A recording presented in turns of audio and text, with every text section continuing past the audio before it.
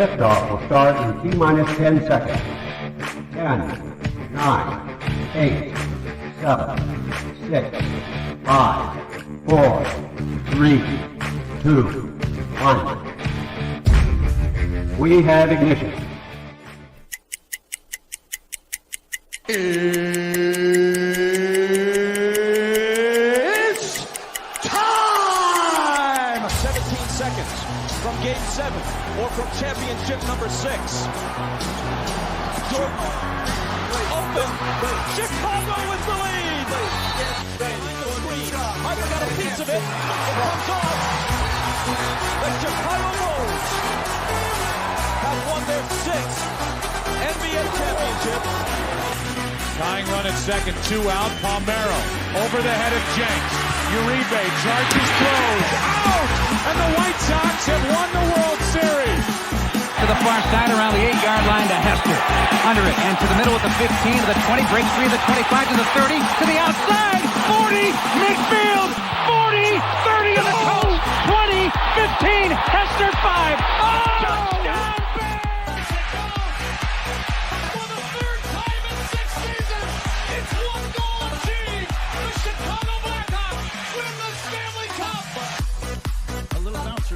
Toward Bryant. He will glove it toward Rizzo. It's in time. And the Chicago Cubs win the World Series.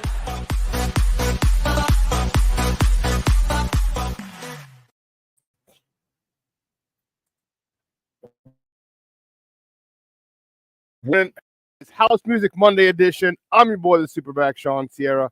Thanks for tuning in. If you're watching us on Facebook Live, well, then I guess you found us on Facebook. If you're not following us on Facebook, what? Come on, go to Facebook, type in Sports Zone Chicago, click the like button. Now you're following Sports Zone Chicago. Simple, but wait, there's more. Go to the show's page, go to Shawn and Maya in the morning as well, like that page as well. So not only will you be following Sports Zone Chicago, but you'll be following Shawn and Maya in the morning as well. If you're watching us on our YouTube channel, excellent. And if you're not subscribed to our YouTube channel, for real, come on, go to YouTube, type in Sports Zone Chicago, click the subscribe button, but also click the notification button. That's the little bell right next to it. Let you know anytime the show from Sports Zone Chicago is going live. Get it? Got it? Good. Now, if you're watching this on our mobile app, yeah, baby, yeah. Please don't tell me you didn't know we had a mobile app. Come on, baby, listen. Here we go. We have our own mobile app. So whatever platform you watch. So wherever you get your apps from, not platform, wherever you get your apps from, it doesn't matter whether it's iTunes or Google Play or Amazon or Walmart or Kmart or 7-Eleven or Zayre, Zemsky's, Macy, Montgomery Ward's, Webolt's, Gold Blast, whatever. Just go there, type in Sports Zone Chicago, you download it, you take us with you on the go. So not only do you get Shawn and Maya in the morning 3 days a week, not only do you get our other live shows throughout the week, and not only are they archived there like they are on Facebook and YouTube, but I'll tell you what, we give you a slew, and I mean a slew of articles, thanks to my man Clarence Council the third. Big up to Clarence for keeping you abreast of all articles Chicago sports related. Now, if you're watching this on our Roku channel, I like that kind of party, baby. And if you don't know, you better ask somebody. At Sports Zone Chicago, we have our own Roku channel. So if you have a Roku television in the house, do us a favor. Download Sports Zone Chicago's channel to your television. Put it there next to all the big boys, Netflix, Hulu, Max. As I was watching Power, the final season of Power, Book 2. Apple, Prime, Disney Plus, Stars, Paramount Plus, put it right there. I'll run the big screen right, Mickey, Vicky, now. You can also tweet the show. You can tweet us at Sports Zone Shy. That's CHI at Sports Zone Shy. Now, if you want to follow me, just me personally online, you want to know what I did? Let me tell you what I did. I made it nice and easy for you folks. Nice and easy. One handle for Facebook, Twitter, Instagram, Snapchat, and TikTok. All one handle at the Shawn Sierra. If you want to follow my lovely co-host, Maya Kai, you can follow her on Facebook and Twitter at the Sports Chica. If you want to follow her on Instagram, just follow her Maya_Kai. Listen, we have a great show, but I need you to get interactive. So whatever platform you're watching us on, whether it's Facebook, whether it's YouTube or a mobile app, leave a question or comment on that platform. It'll come up here in the thread.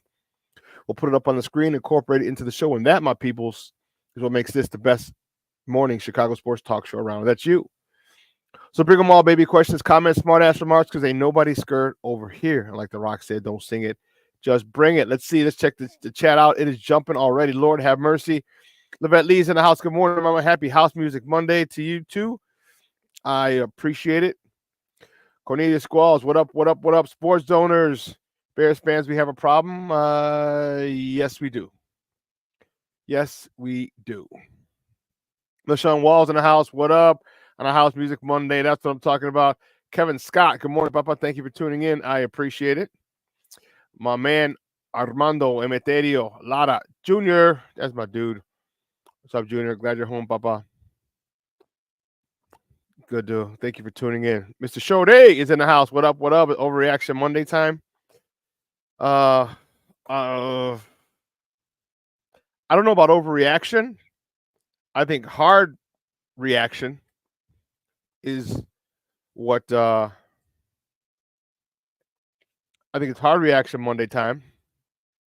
That I can roll with. Jay Grizz in the house. Buenos dias. Buenos dias, Papa. How you doing? Who else?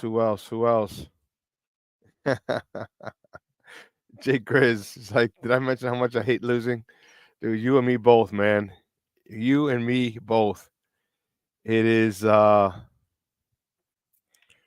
yeah, it's crazy. Listen, I don't know a lot, but I do know this. More of the usual suspects will chime in as the show goes on. That, my peoples, I can promise you.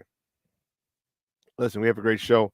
10 o'clock, my man Glynn Morgan from NBC Sports Chicago is going to join us. He's going to join us at 10 to talk White Sox. I'm kidding. I'm kidding. Talk Bears and where he sees this situation going now. We're 1-2. And I don't take kindly to being made to be made to look like a fool. I can do that all by myself.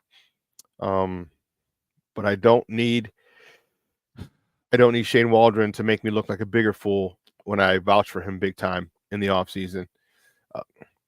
Foul C in the house. What's up, Papa? Good morning. Thanks for tuning in, baby. I appreciate it.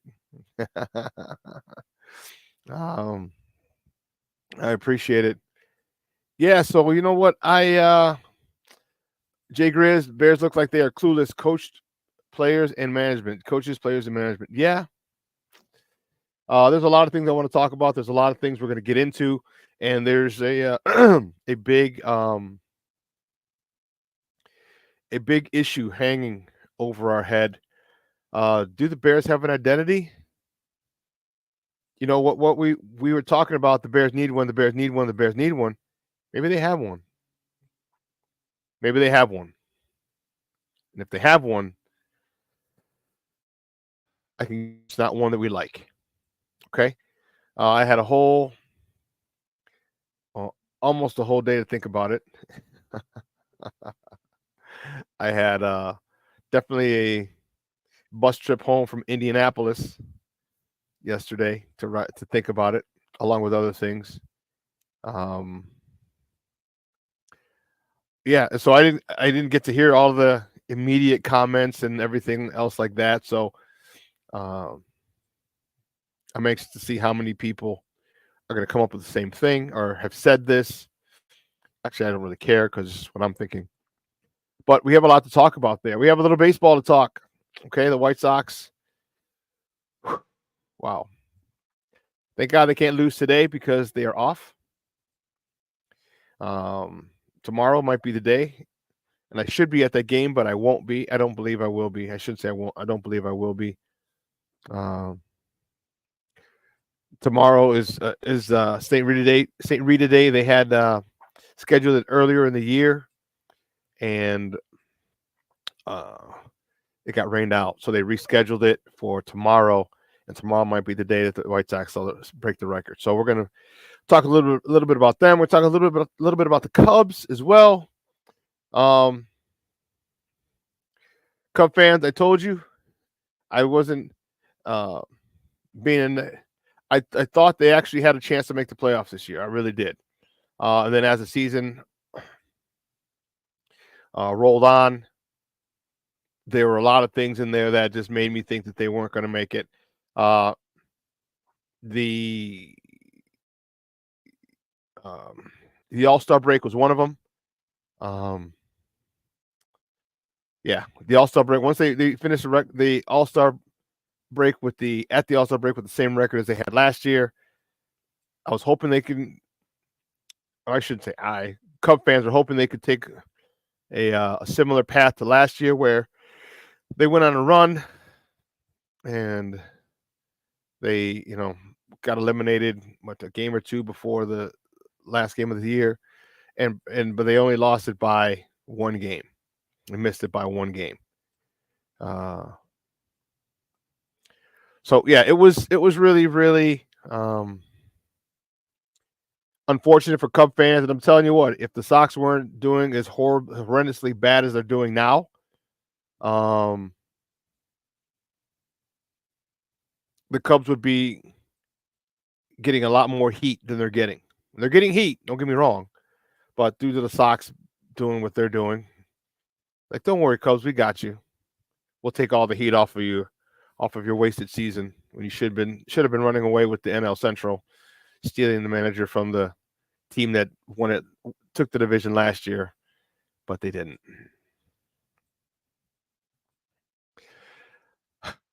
Man, let me just say, partying with the Smoke Fellas is not for the faint of heart.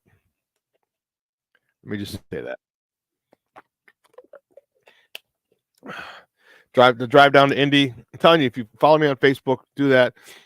You'll hear the music in the background. I did a couple videos from the trip down there, and man, it was jumping. It was jumping on the way down there. We were excited. We started drinking at 10 o'clock in the morning.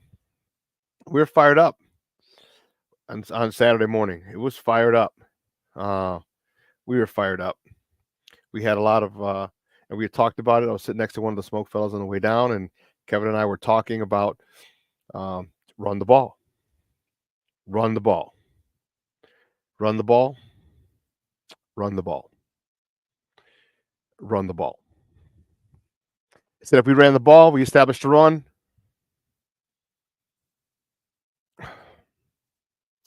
Then we'd have a great chance to win. The Colts had given up an average of 237 yards a game in the first two games. Excuse me, 237 yards a game. Average 475 yards they gave up in two games. And we got, 60? We're going to talk about that. And you saw the thumbnail. You saw the thumbnail. It's a great job by my Steve with the thumbnail. I thought it was freaking perfect. Look at it. Well, in case you didn't see it, peep this. This could not be more apropos. This could not be more appropriate at all. Ghosts of OC's past. Because the play calling was horseshit. You know what? I can't even say it was horseshit, because that's an insult to horseshit play calling. That's an insult to that bad play calling.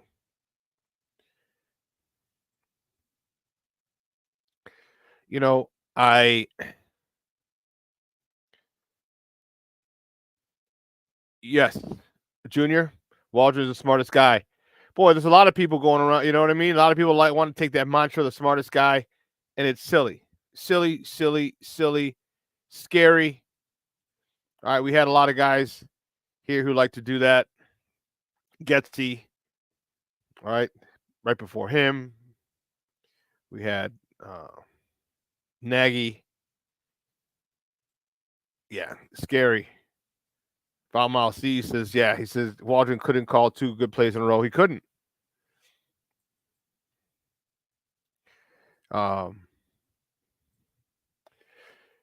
Mr. Shorty said, I was happy to see Roshan with more playing time. Me too. Where's Khalil? This O-line is not good. Khalil obviously has pissed somebody off. I don't know what the hell the situation is there. I have no idea. Junior says, Steve-O, that's awesome. The thumbnail. Cornelius says, Steve, great job, Steve, because you're spot on. You're damn right. Kevin Scott says, preach, Shawn. Emma Sean Wall says, Netsy. Nagy, I might as well put them together. Netsy, Nagy, Getsy, and now Waldron.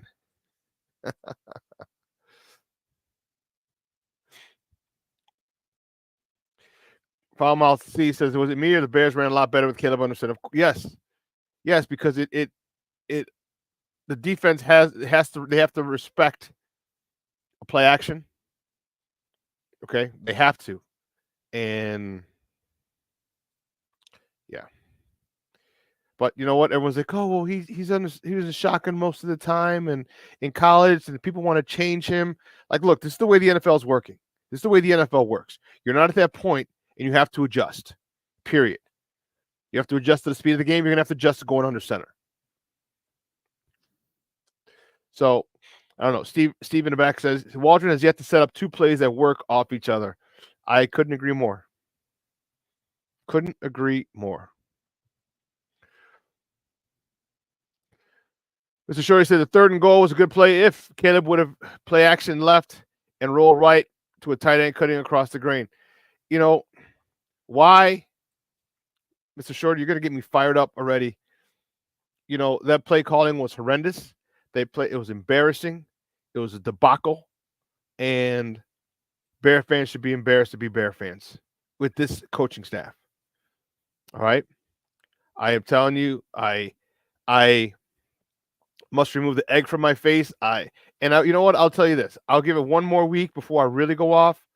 But man, I stood on a soapbox and praised Shane Waldron all off season.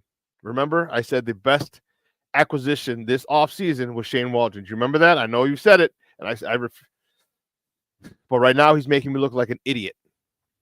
I said I don't need help, Shane. I can do that all by myself. Thank you very much. The play calling, the play selection, the play formation was ridiculous. All snap, Planks in the house. Good morning, Papa. How are you? Oh, here you go. Good morning, sports owners. Bear down, baby. I love it. I love it.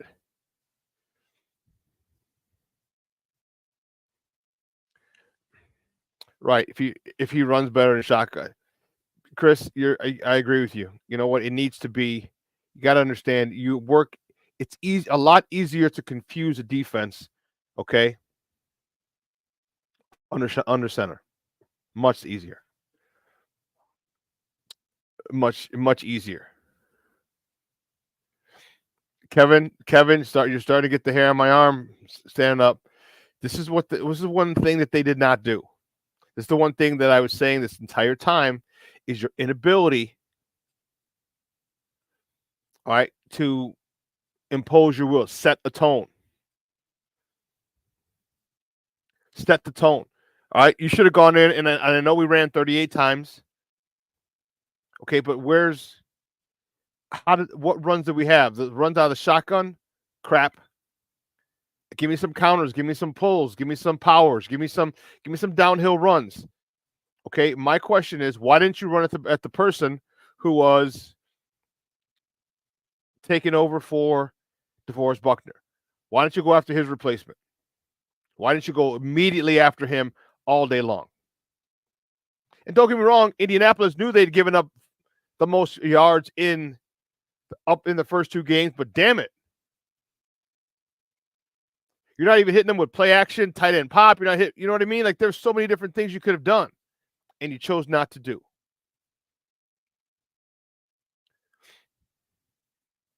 Steve-O says in our chat, says both of the ISO runs that they ran went for at least 7 yards. Well, that's a crazy idea.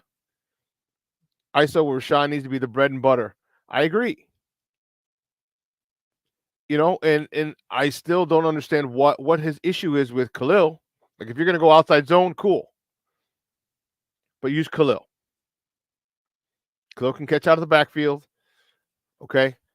Caleb had some struggles. And here's the thing that I want to tell you. All right. All you guys wanted, many of you guys wanted Caleb. Okay.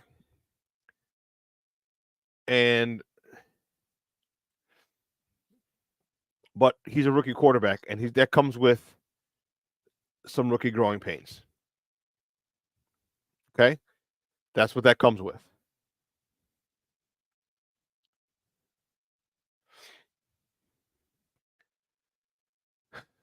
You know what? Mr. Shorty, I hear you. No matter how you look at it, 400 yards of offense is progression. Okay.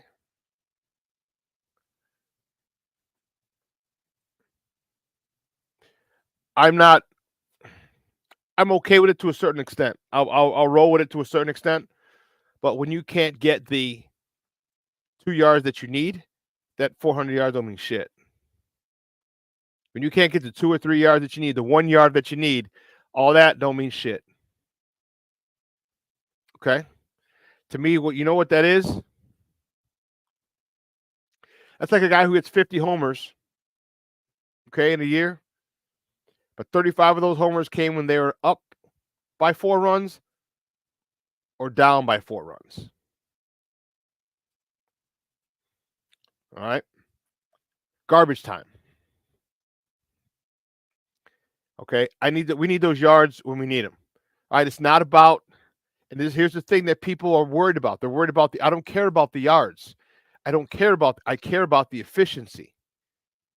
That's what I care about. It's not the yards, it's the efficiency.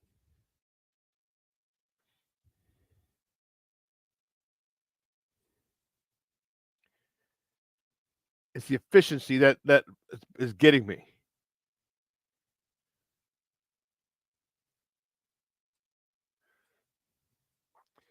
Cornelius, you're right. 55 passes. I don't think it was 55. It was, let me see. 52. He dropped 52 pass attempts. He probably dropped back more with those sacks. I agree.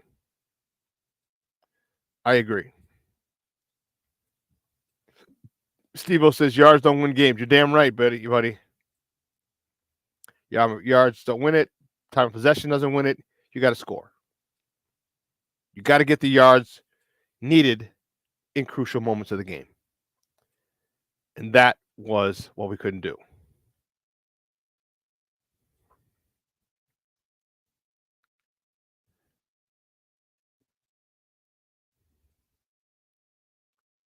So, yeah, not happy with and we're gonna talk about it more.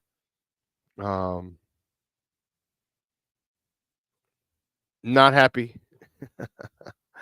A lot of things that need to be worked on, and I think the mindset of Shane Waldron is one of them. You have to decide, okay, and maybe he's decided already. Okay, but us not going out to intimidate people.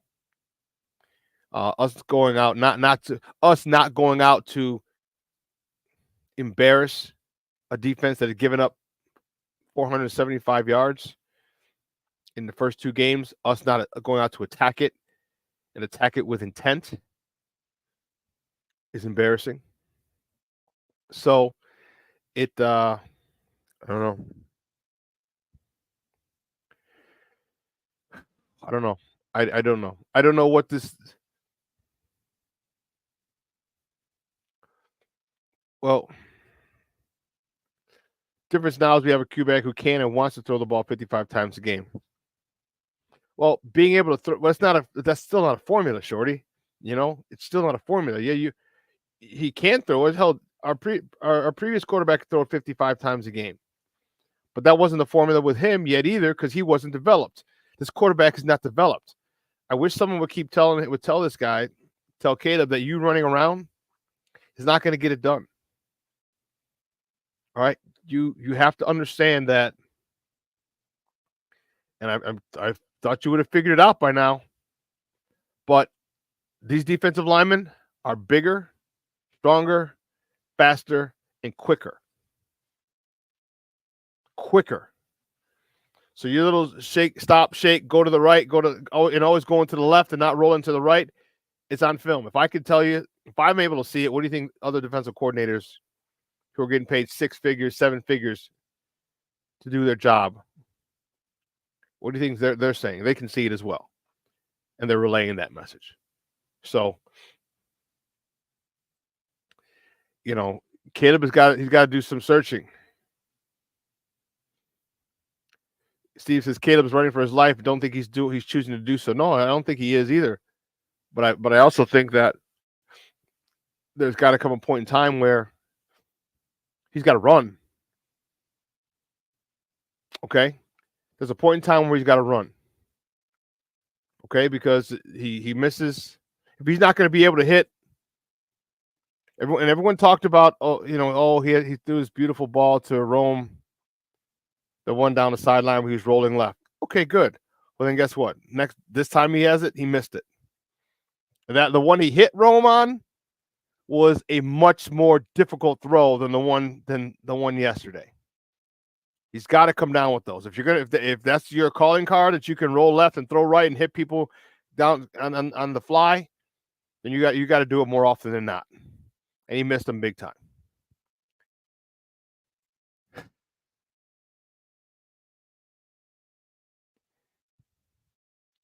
Listen, let me take a quick break because I'm getting fired up and I want to calm down a little bit. Let's take a quick break, and on the other side of the break, we'll come back. We'll have some more. We'll do top of the morning topics. All right, so don't go anywhere, folks. Keep it locked right here. Shawn and Maya in the morning on Sports Zone Chicago.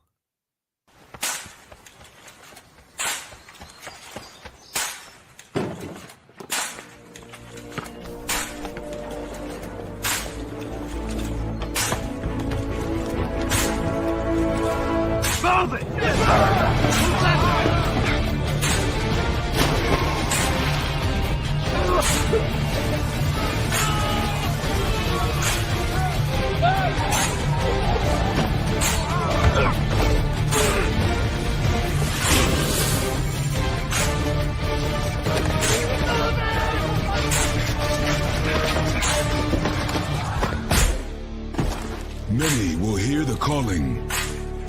Few will earn the title. United States Marine. The few, the proud, the Marines. Hey, it's your boy, the SuperBack, Shawn Sierra, and be sure to follow Sports Zone Chicago on all social media platforms, on Facebook, Instagram, and our Roku channel. You can find us at Sports Zone Chicago, and on Twitter, we are at Sports Zone Shy. Also, be sure to download our mobile app so you can take Sports Zone Chicago with you on the go.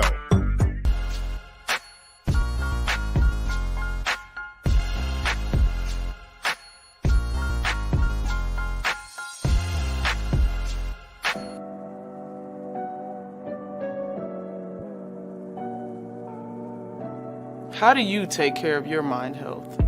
For my mental health, I meditate in the mornings. I have my dogs. They're the best. I just find ways that help me just relax. Finding things that make me happy, like being close to my family. I meditate a lot and read books. I have hobbies outside of the game. I'm able to switch off. I'm able to turn my brain off from the game of basketball. Your mind health matters. Your mind health matters. We are looking for a few heroes, mentors, trailblazers, innovators, a passion to change lives, spark curiosity, open hearts, and awaken minds, help students answer the question, who am I? This could be your calling, but this is no job. It's the journey of a lifetime. Be a hero. Be a teacher. Mental health and learning disorders don't discriminate. 17 million children and adolescents in the United States live with disorders like anxiety, depression, ADHD, and dyslexia. Less than half get the help they need to thrive. Help the Child Mind Institute change these children's lives. Visit childmind.org.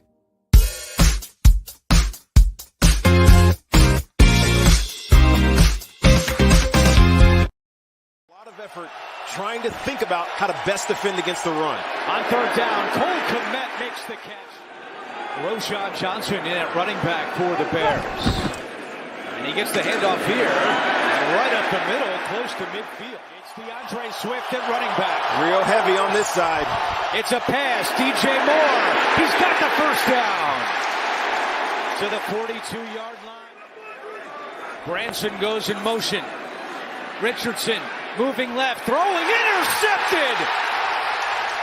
What a terrible mistake by Richardson. And coming away with it, the ball was tipped.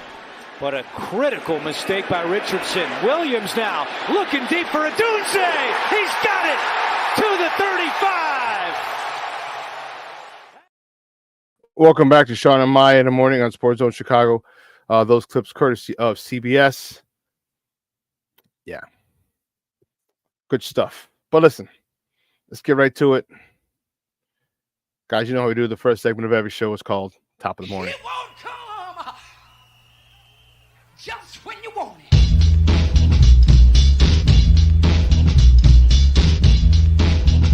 Top of the morning to you. Top of the morning to you. Top of the morning to you. First top of the morning topic, you know what it is, the Bears. Oh, man, oh, man, oh, man.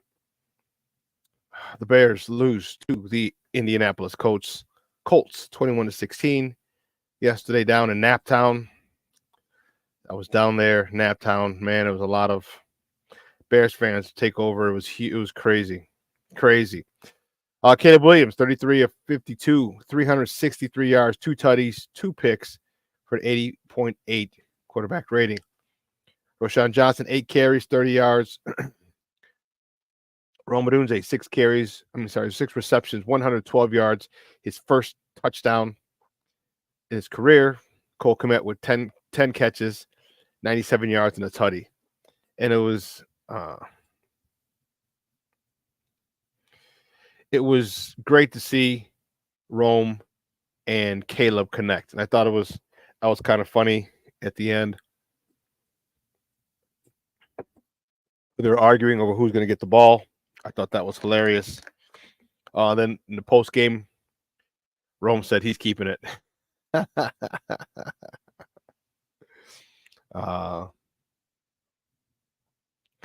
Yeah, so that was a tough one yesterday. This was a game we needed to have, and unfortunately, we didn't get.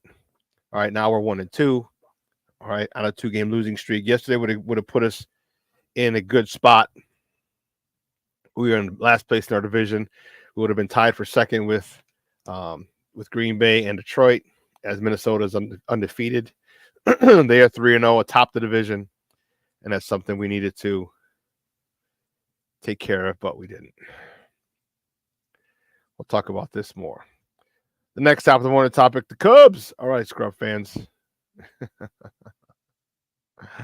The Cubs shut out the Washington Nationals 5-0 yesterday at the friendly confines. It was showtime, baby. Shota Imanaga, he got the win. His 15th of the year. He's 15-3 on the season, 7 innings, 6 hits.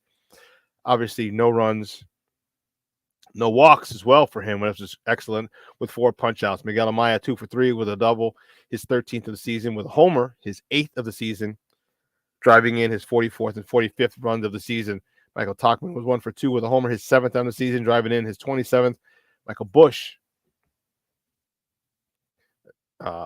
was 2 for 4 with a double, his 28th, a homer, his 28th, and driving in his 65th RBI of the season. No rest for the weary. The Cubs, they continue on. They head over to the city of brotherly love. The Cubs face the Phillies today.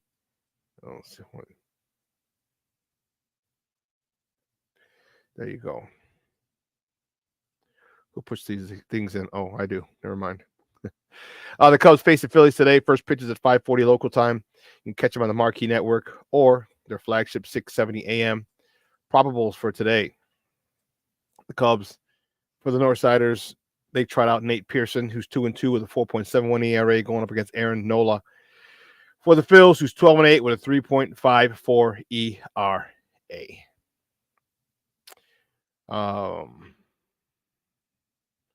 The next top of the morning topic, boy, my White Sox. The White Sox lose to the Padres 4-2 yesterday. Sean Burke got a no decision. This is a hell of a game for this young man. This is a quality start for this kid. no decision, 6 innings pitched, 2 hits, 1 earned run, 1 free pass, 8 punch outs. That's a nice day at the office. That's a nice day at the office. 1 earned run over 6 innings. That's a nice day at the office. Here's where your bullpen needs to come in and seal the deal, but just don't. Miguel Vargas, 2 for 4 with a homer, his 5th of the season, driving in his 16th run of the year. And Corey Lee was 1 for 3 with an RBI, his 33rd. Andrew Vaughn contributed 1 for 4 on the day. Yesterday was a historic day for the White Sox, and Tuesday might be a more historic or infamous day for the White Sox. Yesterday, the White Sox reached the 120 loss mark with six games to go. 120 losses ties the record for the most losses in the modern era with the 1962 expansion Mets. They're an expansion team, and they lost 120 games. And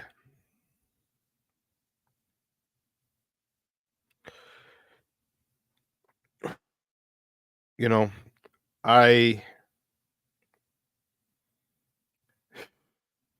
me see. I don't know what, and this is why it was a 62 Mets. You know, this is the situation with that I think a lot of Sox fans are feeling. All right, let me get this down. The indifference that this management team has, their inability to try something new, the refusal to change. It's the same shit, different day, different decade. Okay.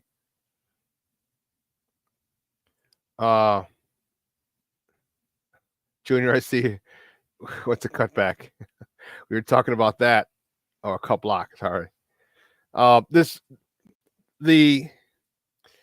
almost seems like he just doesn't. He does things just to piss us off.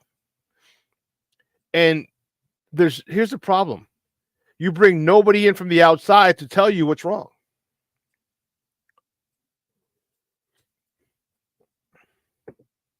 Nobody. Everyone you promote is within. The only person you brought in from outside was one of your best friends, Tony La Russa. And you only brought him in because you're trying to make up for the 1980, the early 80s firing of him by Hawk Harrelson.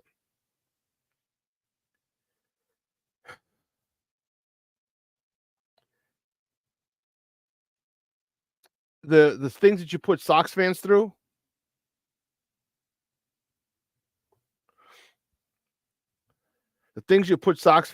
is criminal. Criminal. Okay? From the hiring in the front office from yes men. All right. And the article, remember we talked about it on Friday. There was an article in the Athletic, all right, that talked about the dysfunction. They interviewed 40 foreign or current players and employees. Obviously, most of them, especially if you're working there now, agreed to do so under the condition of anonymity because you don't want to lose your job talking against the owner. And then Jake Peavy was on a podcast, I believe it was a podcast, and he was talking about the craziness. He added fuel to the fire. He added fuel to the fire. And just talked about everyone was on different pages, from Herb Schneider, the training staff, to the managers, to everything. And the thing is, I don't know, and obviously Jerry doesn't care because Or put it this way, it seems like he doesn't care. And that's the problem. Because if you cared, you would do more for this team. You don't just bring people up. And that's the problem that most Sox fans are having. Like, you promote people from within, and Jerry's whole thing is if he brought someone in from the outside, it would take a lot longer for them to learn the system and the organization. I'm like, no, it'd be a lot easier. It'd be a lot easier because you come in, you say, this guy doesn't work, this guy doesn't work, this guy doesn't, this work, this is wrong, this is wrong, this is wrong. You're out. That's how it would work. So looking at us pissing, he's looking at us pissing on our shoes and telling us it's raining. It says, oh, Chris Getz is the shortest path back to the World Series. No, he's not. Chris Getz is horrible. He's horrible. Okay, I've outlined him. I've talked about that situation. He was in charge of the minor league system, and after the talent that Rick Hahn got, we're talking Yo-Yo and Eloy and Lou Bob and TA. After Giolito, all those pitchers, Dylan Cease. After he got all those guys in there, who was drafted? TA was the only one drafted. Only one drafted by us. Everybody else was acquired. So after having one of the top minor league systems back in, 2017, 16, 15, 18, okay? When those guys came up, our minor league system fell to the bottom. So I think they said we've only had 3 in the last 30 years or 40 years of people that we've developed become an all-star. Homegrown, we've drafted and developed. TA was one, Frank was another one, and then there's one other person that we actually drafted and developed. So you have a guy who's in charge of stuff of the situation of drafting talent, developing it, and we have 2 guys who become all-stars, 3 guys who become all-stars in this entire time frame. I know he wasn't around. He wasn't part of it when Frank was around, but excuse me, he was part of the development when TA was here, when TA was drafted. So it is so you hire this guy when he can't run your minor league system, you hire him to run the whole organization. Now, if that just ain't plain dumb, I don't know what is. I don't know what is. You hire some guy who's not good at a job much smaller, but then you hire him, you promote him to do a job much bigger in the organization.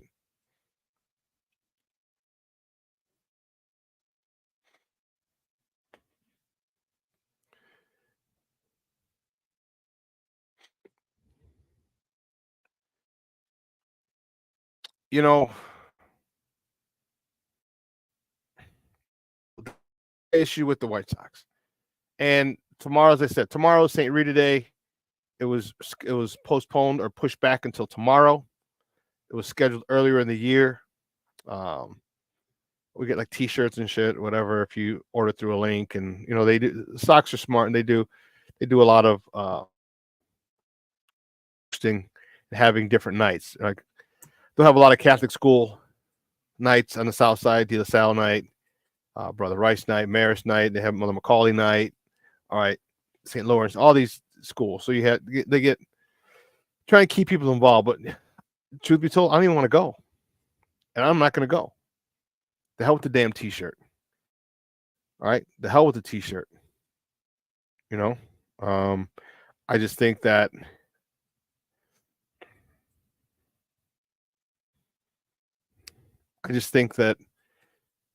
they're an embarrassment. I don't think he cares. I think he's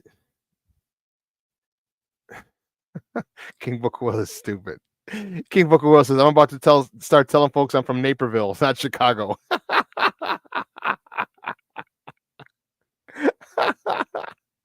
Keith Harris in the house. What's up, Bishop? How are you? Thanks for tuning in. Oh, King Booker World, you came in on fire as always, dude. That's classic. That's classic. So that's what we have. We got a White Sox team that owner doesn't give a damn about, although he claims that baseball is his favorite sport.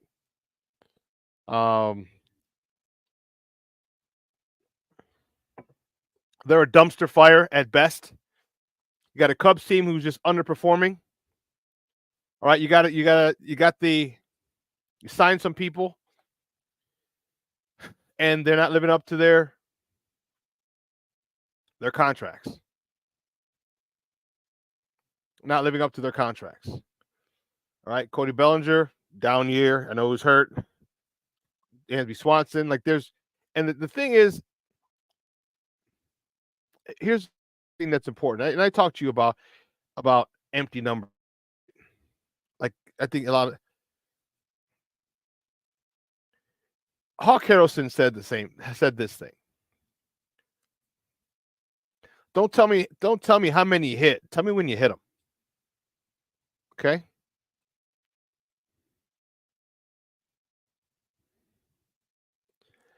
You know, that's the key thing. When you come up,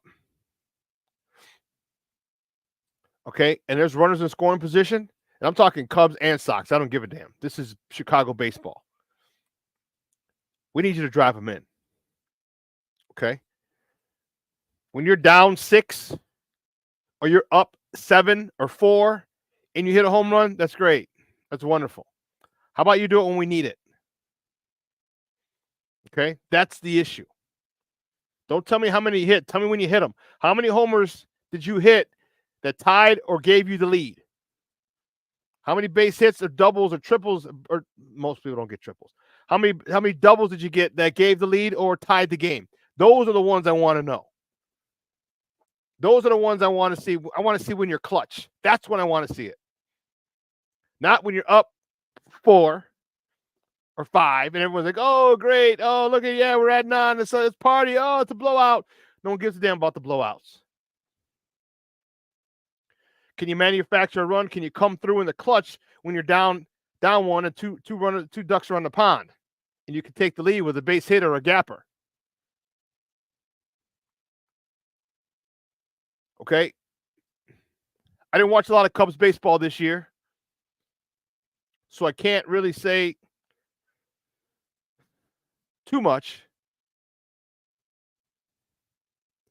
But the fundamentals, and unfortunately, this goes for all sports, especially the team on the lakefront. The fundamentals are gone, and that's bothersome. I've seen the Sox try and bunt a couple times. Great.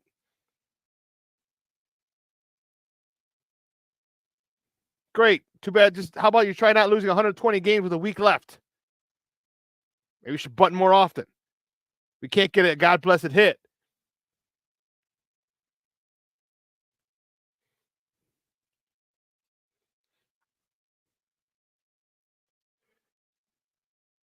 Keith, I disagree with you. Says, bro, there's no pressure to perform when the ballpark's always full. Ticket sales plummet. Perhaps they will get the attention of ownership and management. If you're talking White Sox, which I think you are, first of all, the stadium's not full. And if you're talking Bears, the stadium is almost full. But guess what? They don't make their money off of attendance. Nope. They make it off of the TV deals. That's where the majority of their money comes from. TV deals, and then second is merchandising. That's where the money comes from. Attendance is third or fourth. So if you're talking White Sox, how do you think he keeps making money? How do you think he keeps putting shit product on the field? Because he don't care. There was a game a couple of weeks ago. Remember, there was a doubleheader. The game got rained out the night before, so they had they said we'll make up a doubleheader. The next day. The next day, there were about 100 people to 200 people in the stands. They had more Andy Frain people there than fans in the stands. I want to see. I agree with you. That's what I want to see, because I want this O-line. The O-line. I'm looking at King Book of Worlds. I want this owner, not O-line, but I want this owner to be embarrassed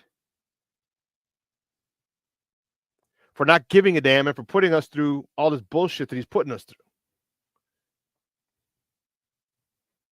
Like, it doesn't. I never claimed to be the smartest guy. Okay? But I do know a little something about sports.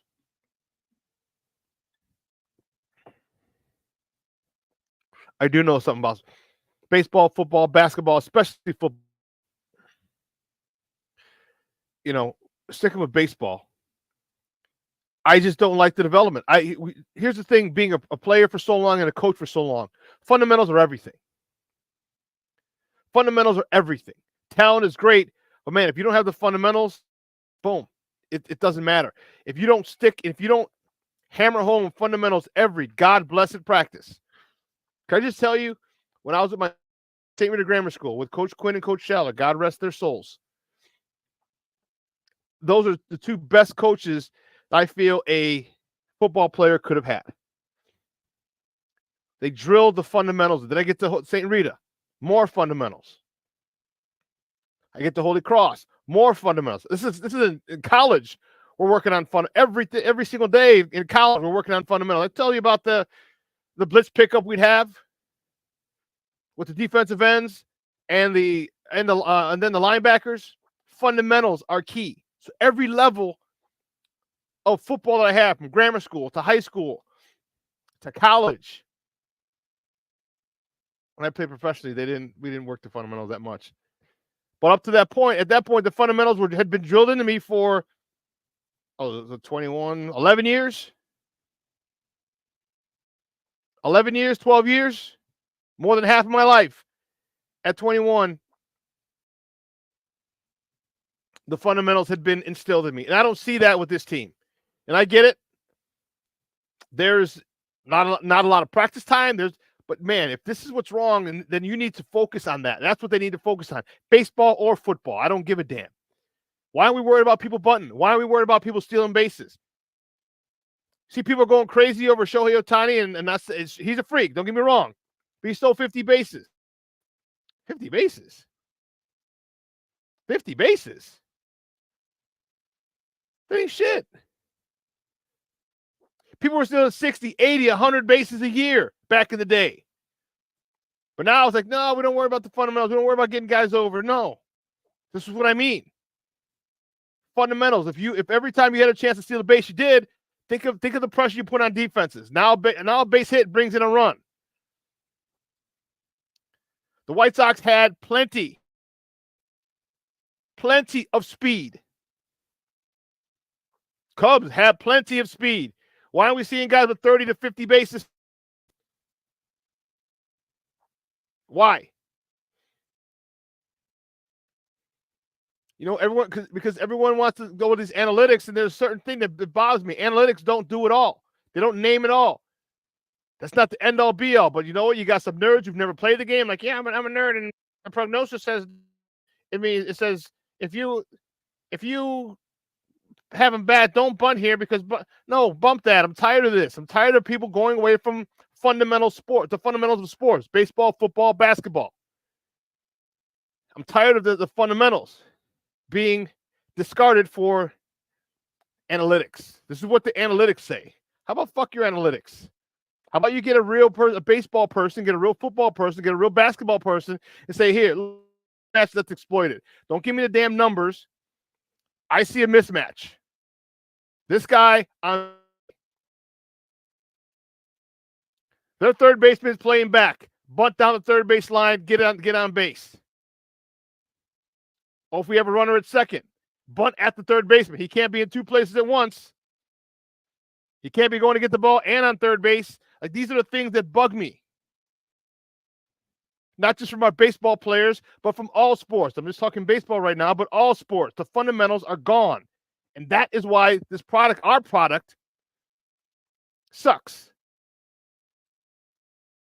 You look at these, how the hell did Cleveland get so far? How the hell did Milwaukee get so far? Why the hell did Kansas City get so far? They talent. And Kansas City, if you fill the team with just people who were drafted by the Royals, you would have an all-star team. All-star team. Why? Because they draft and they develop their players big time. They just don't pay them. When it's time for them to come up, it's time for them to get their money. Like, yeah, you're too expensive for us. We got to let you go. Or they trade them. Okay?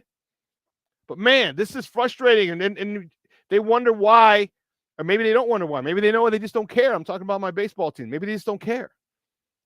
I can tell you what, I have a good feeling that the Sox just don't care. I think the Cubs care a little more. But I really don't think the Sox care. And that's the sad part.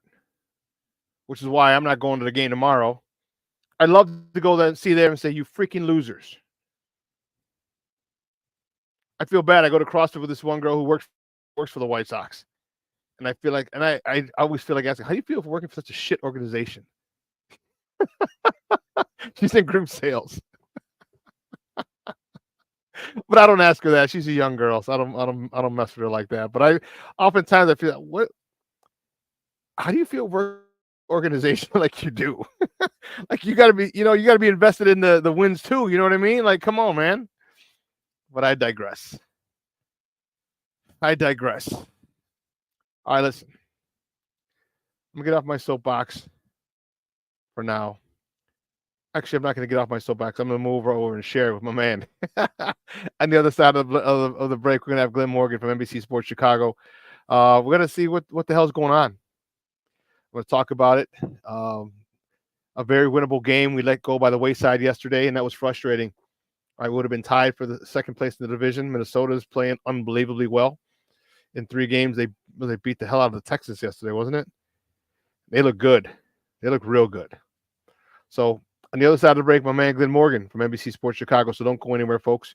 Keep it locked right here. Shawn and Maya in the morning on Sports Zone Chicago. Hey, it's your boy, the SuperBack, Shawn Sierra, and be sure to follow Sports Zone Chicago on all social media platforms, on Facebook, Instagram, and our Roku channel. You can find us at Sports Zone Chicago, and on Twitter, we are at Sports Zone Shy. Also, be sure to download our mobile app so you can take Sports Zone Chicago with you on the go. Time out. How are you feeling right now? Happy, excited, angry, overwhelmed? One of the best things you can do for your mind health is to name what you're feeling. It can sharpen your awareness and help you talk about your feelings with someone you trust. Here are 3 questions to ask yourself. Where are your thoughts right now? In the past, the present, the future?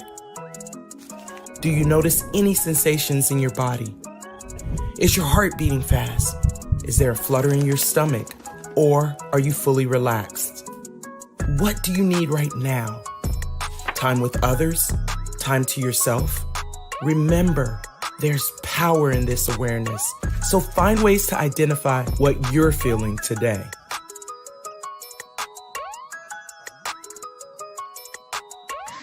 Hi, guys. Hey. Hi, Megan. Hey, Jessica. Megan, you're a tramp. Ryan Fitch told me you guys made out. Everybody knows. He said your breath smells like garbage. And he almost puked. He says you're the most desperate girl he knows, besides your mom. How many boyfriends does she have anyway? Lots? Your makeup makes you look like a clown. That zit is huge, zit face.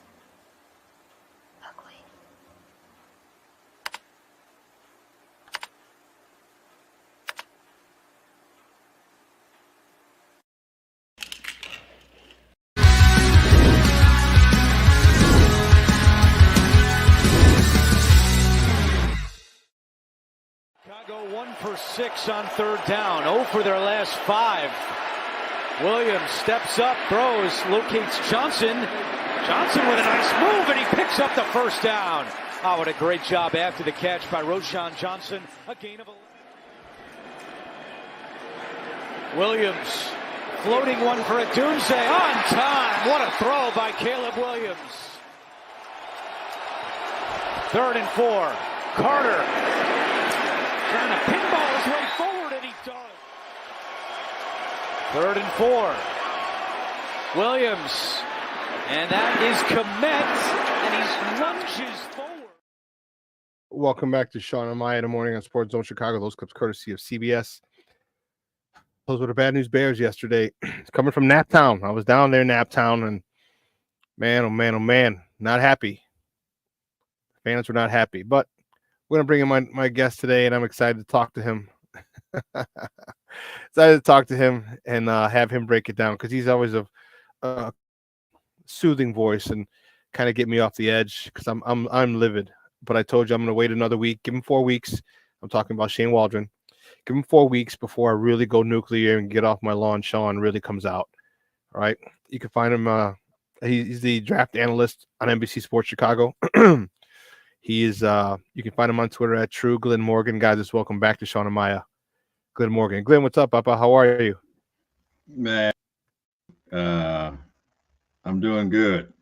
Hold on. What is it? It's not letting me do There we go. There you go. There we go. I had the wrong thing. I wanted to be the center of attention. Damn it! I just wanted the voice to help with me out. So talk to me, man. It was a very frustrating loss yesterday. This was a game that most people thought that the Bears could have and should have won. 21-16 was the final. It seemed like Indianapolis was literally gift wrapping this thing for us and giving it to us on a silver platter, and we refused to take it.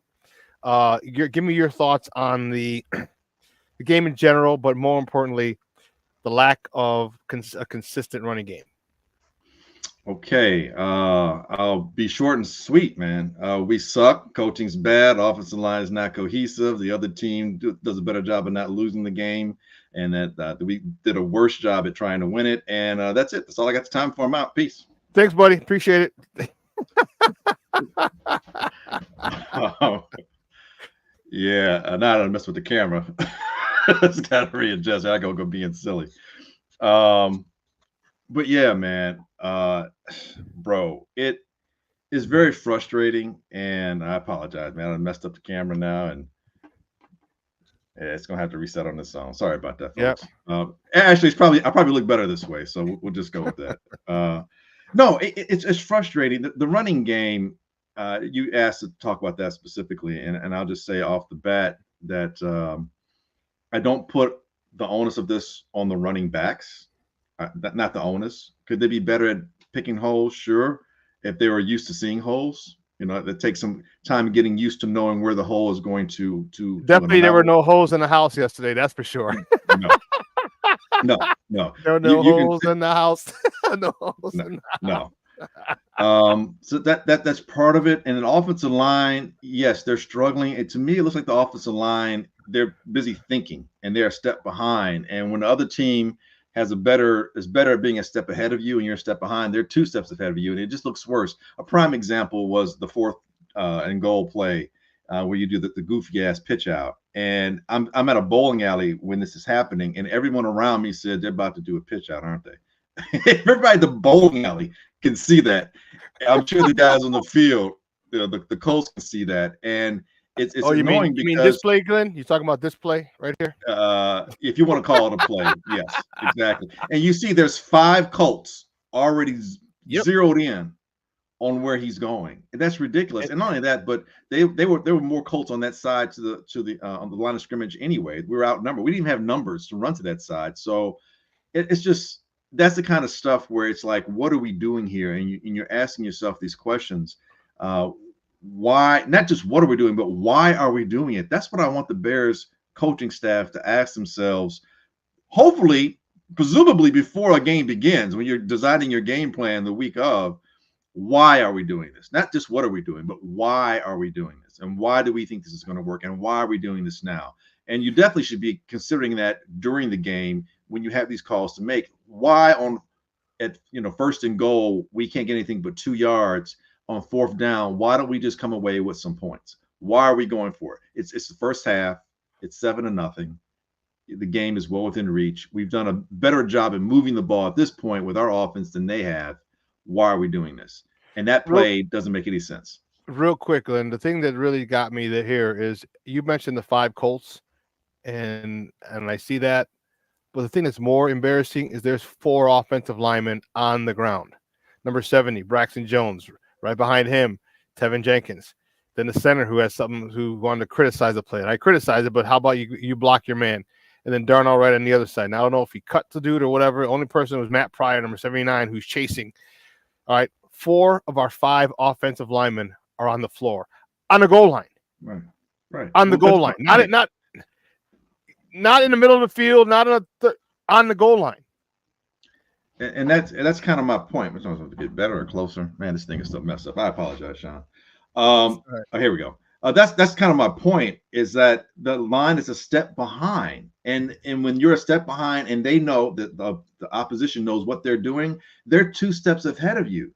So that looked way worse than it ever should have been, because they were beating us to the punch and they were past us already. And by us, I'm talking about the Bears offensive line. They were past the Bears offensive line already because they knew exactly where the play was going and what was happening. And so the Bears look triply worse at what's happening with this play, because they're too busy thinking and they're not in cohesion. It's like a bad chorus line. These guys are line dancers. And if one person is out of step, you're all out of step. The chorus line is just not going to look good. And that's the issue we're faced right now. It's coaching. Coaching has so much to do with the Bears' foibles at this point in time in the season. It really does, unequivocally. And I know I'm going to piss some people off here, and I really, frankly, don't give a flying F. And I love the chat, and I love everybody. And you can give me all your heat and hate, disdain, all the stuff. That's fine, because I know everyone's frustrated, and it comes from a place of frustration. It's not so much personal. But this is exactly, and I'm not saying, again, don't misread me. It's not about Justin. It's not about Caleb, because they're both doing things well, and they both have things where they need to grow. They're both young quarterbacks. It's not about those 2 at all. Understand. To me, it was more about the Bears organization and what you can do. We are still struggling with a depth issue. We're still struggling with a talent issue on the offensive line. Specifically, you have a situation where you don't have margin for error. We have a lot of nice shiny objects, and we have a Porsche on the outside, but we're running with a Pinto engine on the inside. And you look at organizations that are more established, and this is the point that I'm trying to make. You look at what Green Bay has just done. Malik Willis was not on the team until August 26th. He's been on the team for less than a month, 27 freaking days. The guy has over 300 yards passing, I think 2 or 3 touchdown passes, touchdown run, 114 yards rushing. So that's 400 yards of total offense, and he just got to the team. Why? Is it the coaching? Certainly, but it's also the house that he's in right now. He is in a better constructed, fortified situation.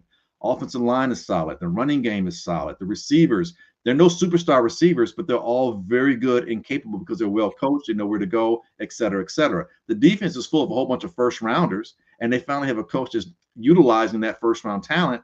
And so Malik Willis gets there. Now he's playing with so much more confidence, and they gave him things to do that he could do. They didn't ask him to do things and be something that he isn't. And now he's playing with so much more confidence, and he's throwing some passes. You're like, I didn't think he was an accurate passer. He's throwing some really good passes, and he's only going to get better the more he plays and the more he's in that system. You take Sam Darnold, somebody I alluded to on your show months before the season began, and people were giving me crap about, oh, maybe you should be a Minnesota fan. You're not a Bears fan, blah, blah, blah. Like, think about me being a fan. I'm on your show. You bring me on your show to analyze, to speak to what I'm seeing, to give my precepts to the concepts of what I'm seeing out in the field. And I'm seeing Sam Darnold. Here's a guy struggled just like Justin in certain situations when you're in a bad environment. He went from a bad environment to the Jets to a worse one with Carolina to one to where he got purged. All that stuff got flushed out of him in San Francisco to where he could be back to where he was. And now you see him at Minnesota. Kevin O'Connell, really good at coordinating. Excellent guy. Yes. And not just putting the quarterback in the position to succeed, but the rest of the offense. That means offensive linemen to block how they can block to their abilities, receivers, so on and so forth. And you give him Aaron Jones, a very good running back, who has the ability to see the field sometimes like a quarterback in terms of understanding where the blitzes are coming from, great in pass pro, able to leak out, good in pass reception, and a hellified runner as well. And now Sam Darnold is looking like a top 5 pick, not to mention all the other talent around him. And Brian Flores, hey, coaching matters. Ask me right now where Brian Flores' next head coaching job is. Ask me. I want to let you know. Just ask me. Glynn, where's Brian Flores' next head coaching gig? It isn't. It doesn't exist. The NFL hates him right now. He still has a lawsuit against him. He ain't going anywhere, people. He's going to be on the Minnesota Vikings. He's going to be the defensive coordinator for the foreseeable future. Exactly. And do you know what organization right now has won several Super Bowls where the head coach isn't going anywhere because he's also the offensive coordinator, and the defensive coordinator is happy to be the defensive coordinator, and they've won several Super Bowls? You know what that organization? Kansas City Chiefs. The Chiefs. Yes, you're going to see something very similar. I would not be shocked or surprised if the Minnesota Vikings are at the very least playing for the NFC Championship. And it's not about me riding the bandwagon. I talked about these guys before the season began because of coaching, because of the structure. I'm getting back to my point earlier. The structure around them, good offensive line, depth at running back, depth at receiver. The tight end hasn't even played yet. The top tight end hasn't even played yet. They still get him waiting for him to come on. Waiting for Hockenson to come back and play. And the defense. And now they don't have to just reintroduce or relearn the defense because the coordinator's not going anywhere. They can build on what they have and add wrinkles to it. And they drafted with their first round pick. They got Dallas Turner out of Alabama, who can be a chess piece and utilized all throughout the front seven. They're just going to get better. Help me out here. Understand something. And then let's go to Pittsburgh. I say this for last. Justin's removed. Now, is Justin doing great things? No, but they're getting better and they're getting more consistent. His confidence is growing. And why? Because the coaching staff isn't asking him to do things that he's not capable of. They're protecting him from himself, all the while developing and nurturing his skill set so that his athleticism can take over. Justin doesn't have to be a quarterback doesn't have to be a superstar to win every game. It's great if you have that. Sometimes you just need to win the moment. You just need to win the moment. And with Justin's athleticism, at times he can win the moment. With Malik Willis's athleticism, there are times where he can win the moment. With Josh Allen, with Buffalo, he can win moments, plural. You know, I mean, you saw last night, if you watch the Kansas City Chiefs and Falcons, Mahomes threw a bad pick in the end zone. But you know he's going to have moments that he can do that. He's done it time and time again. We're not at that point by any stretch, but we're trying to act like this young rookie should have to do all that and bearing the weight on it. And I'm almost done with my 17-minute rant here. The other thing is, it's like you've got, and it's classic, and it's a trope at this point. You put your players in positions to succeed, and right now the Bears are trying to do sprints when we haven't even learned how to walk yet. Learn how to walk, then learn how to walk sideways and backwards. Then learn how to walk while you're chewing gum.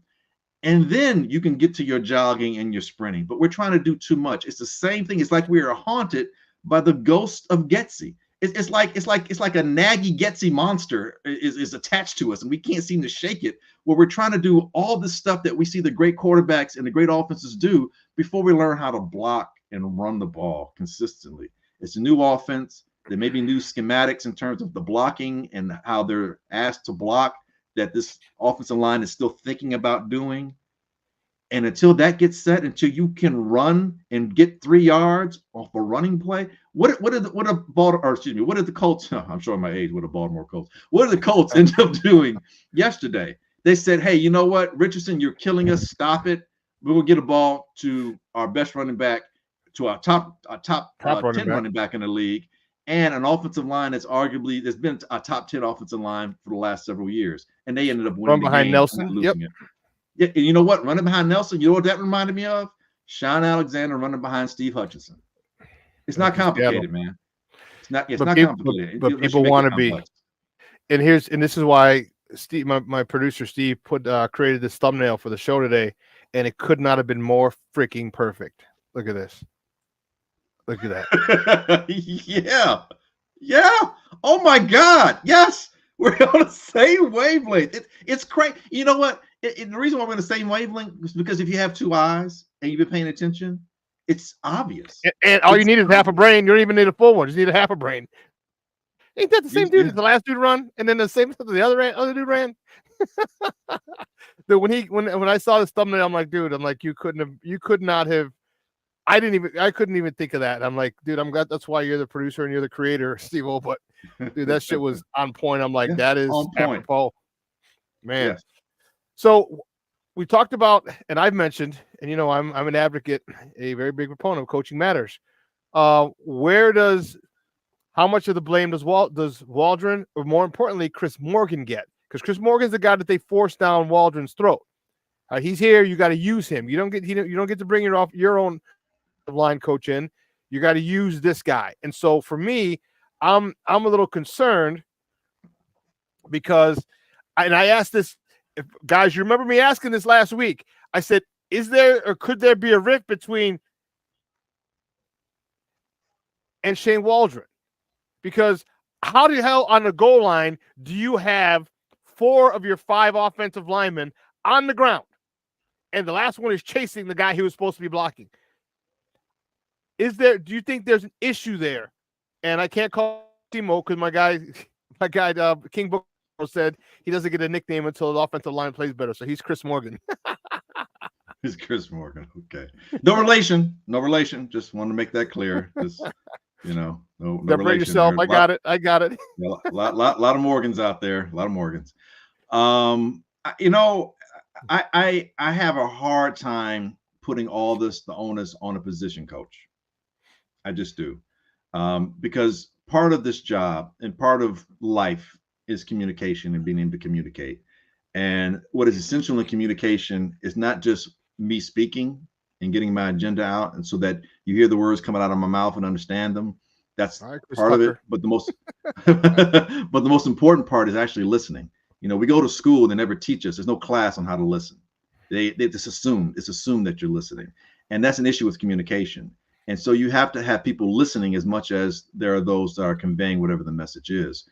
So I think there's a disconnect. I don't think it's irreparable. I think it's still new, and the expectations placed on it, and the onus of those expectations, and being in the city and Hard Knocks adding to that.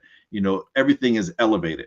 So even at 1-2, which could very well have been 0-3, or could have been 2-1. All depends. At this juncture right now, we are what we are. We are what the record says. But right now, the disconnect is it's obvious and it's glaring.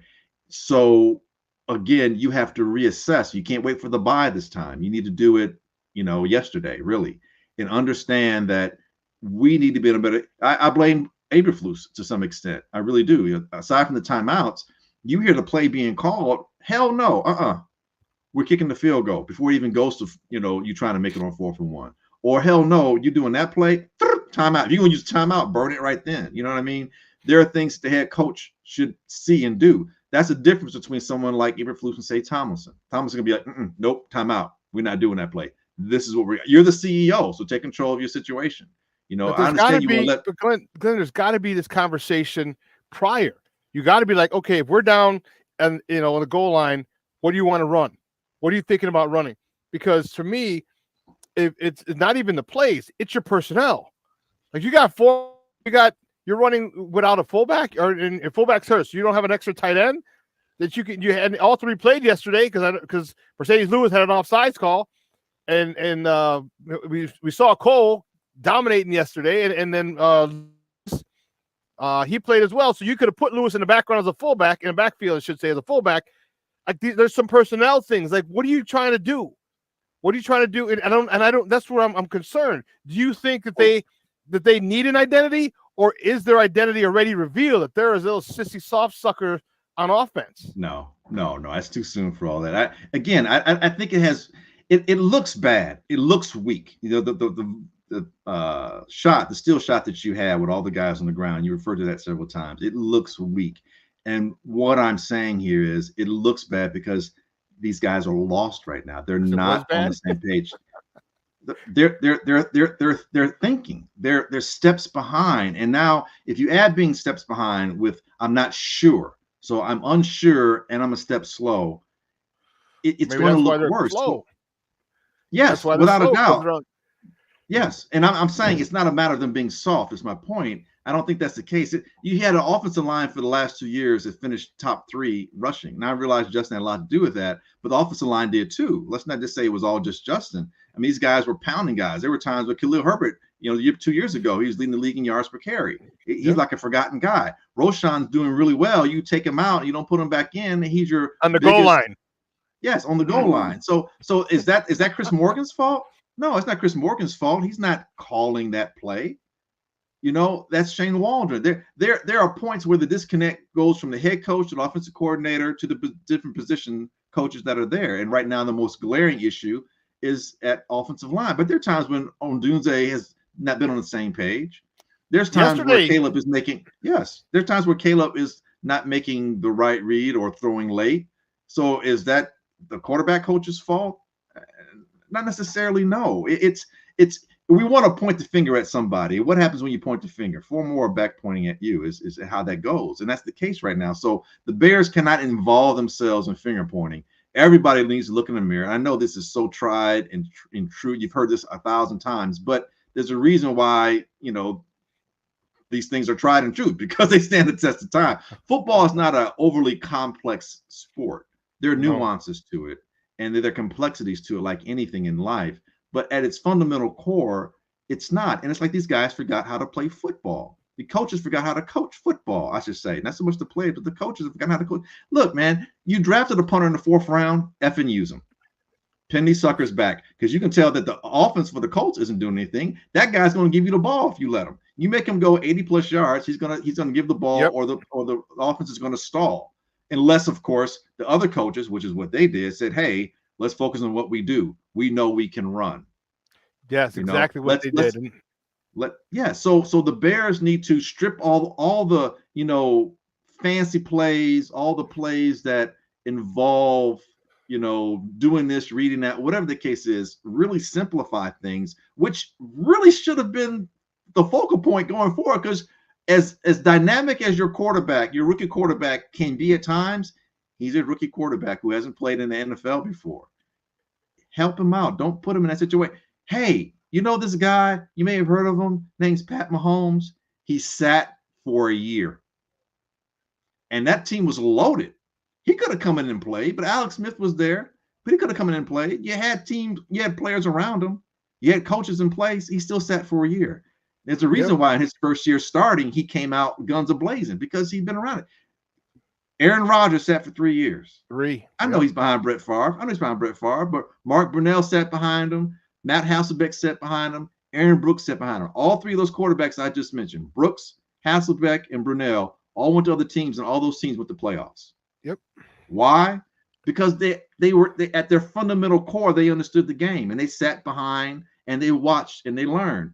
Malik Willis gets there in less than 30 effing days, and the coaches say, do what you can do. This is what we have for you. You don't need to deviate. If you see this, then do that. I mean, it's not complex.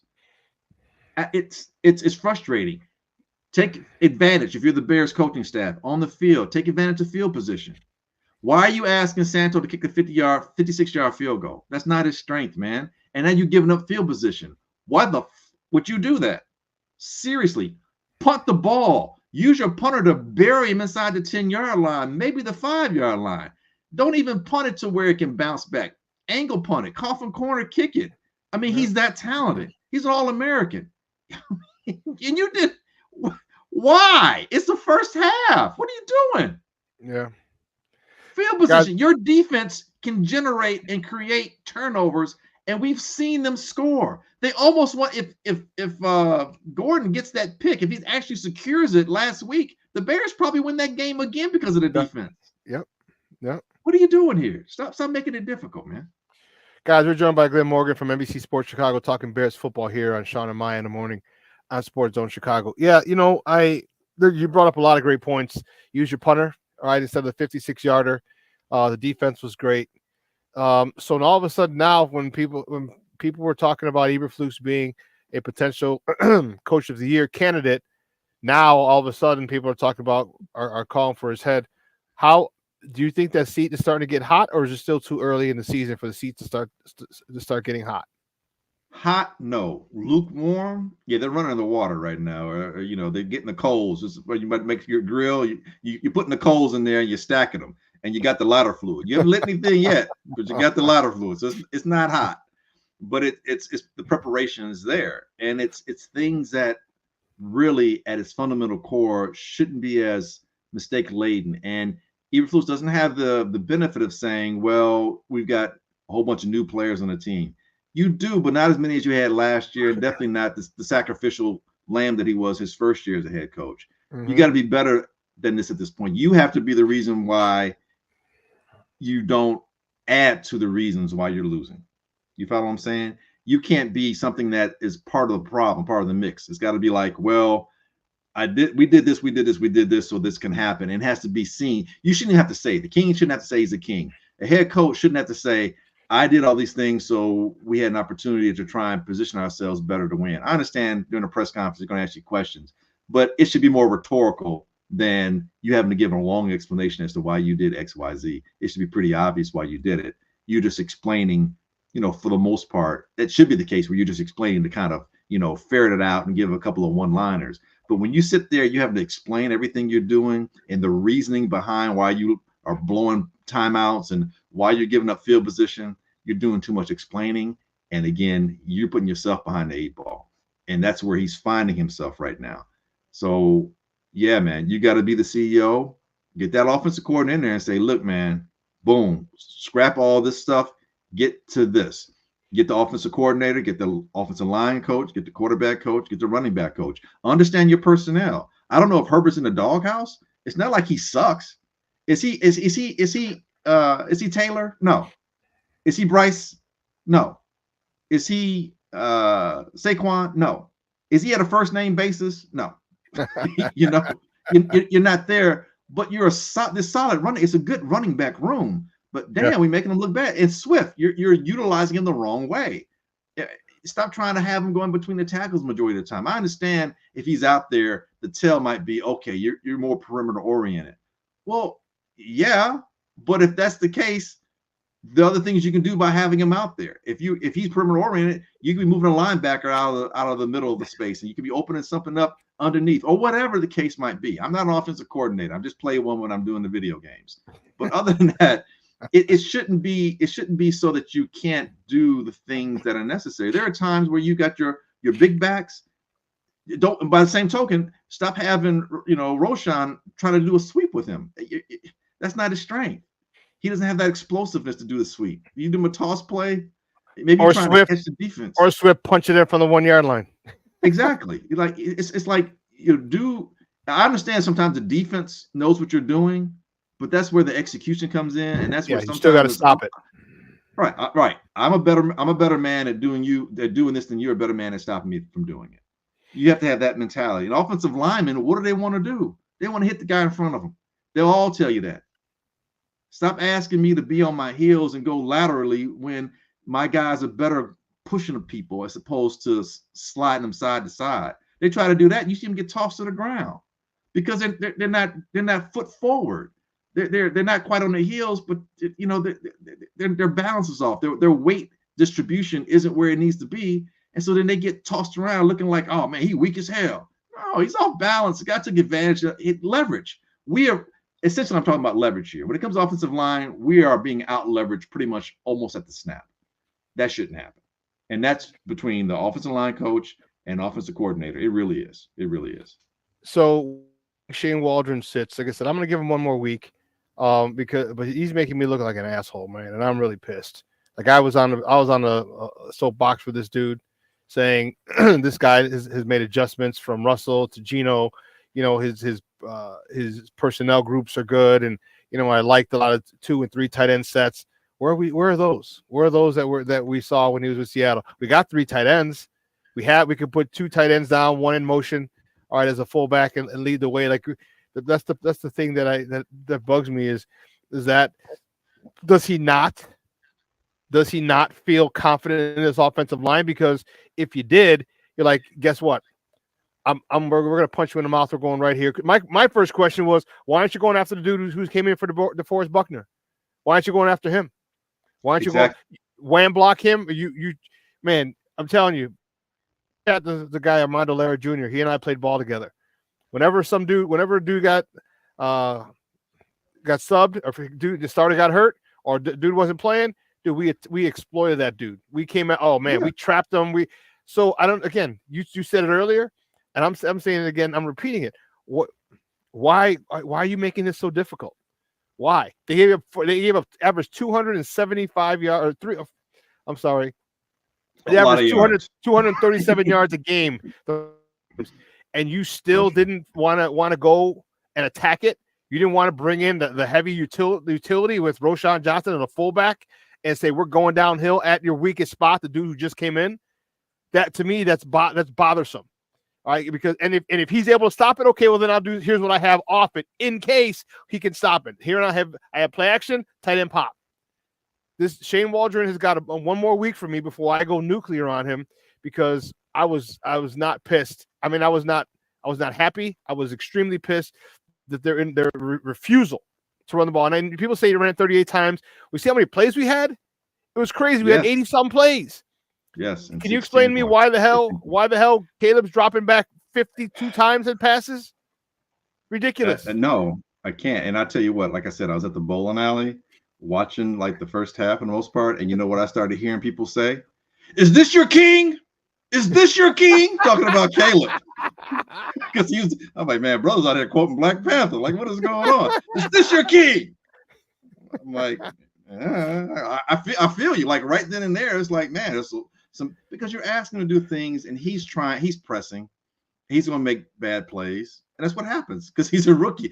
They apply pressure to where, what was the Colts game plan going in? We talked so much about our game plan, and obviously it wasn't a good one. The Colts had to be something like, okay, take away their run, make them one-dimensional, make the rookie beat you. And the run game wasn't, in the run game that they had very, very daunting. That wasn't a daunting task. Like, all right, we got to stop a half-ass run game and make this quarterback beat you from the pocket, and make sure we don't do anything screwed up on offense, because that defense can win the game for you. So as long as we don't screw up that much, and I think that was their game plan, and they followed it and they won.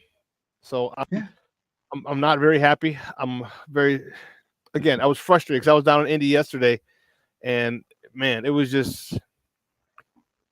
crazy, bro. It was just nuts. So people were just complaining and bitching and moaning. And I'm sitting there watching, like, and we're sitting there and just talking like you said, common sense, like fullback, stop the shotgun runs. Stop the stupid freaking screens. Stop the quick screens. Stop, which is why the ghost of OC pass, that is so apropos. You could have thrown what the hell, John Shoop in there too. Steve-O, you could have thrown John Shoop in there too. Yeah. It was nuts. So where do you think they go? What do you think they do from here?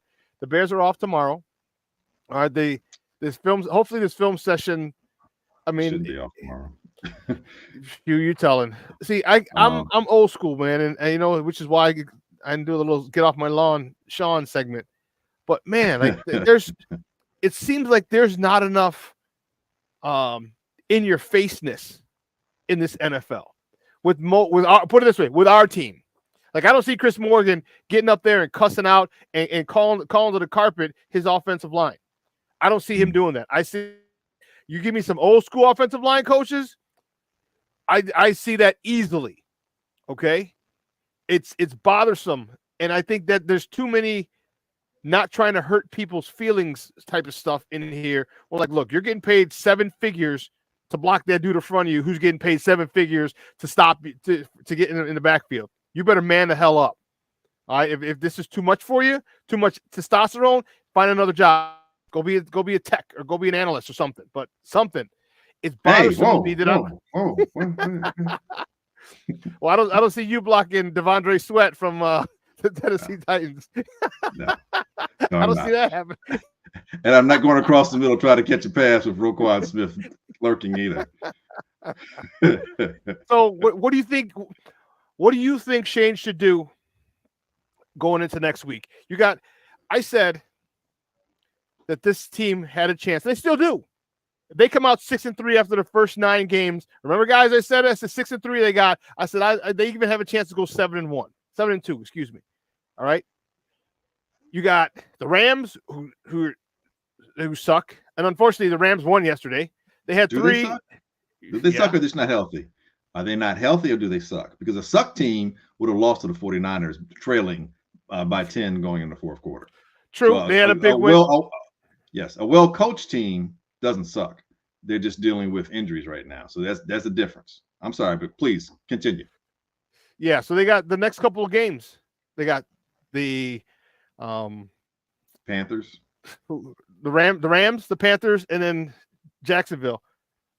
That's 3 teams. I mean, then after that, you got a nice little trio again of other teams that are not good that started off slowly. So I still think there's a chance we can get to 6-3.